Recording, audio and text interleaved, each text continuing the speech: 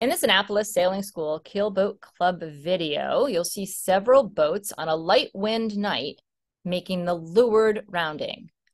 Watch how the white boat, which gets to the leeward mark several boat lengths behind the dark yellow boat, will ultimately come out ahead by making a smarter tactical rounding.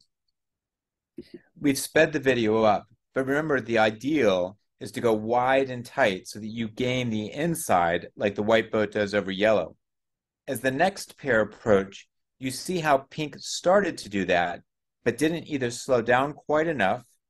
or go quite far enough wide, and so isn't able to round the mark rounding tight enough to get inside of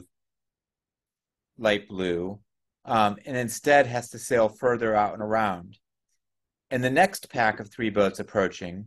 you can see how the teal boat actually does slow down a bit, allowing those two boats to start their rounding, and is then able to take advantage of doing a wide and tight rounding, which leaves the teal boat well ahead of those two boats as they head back up towards the finish line.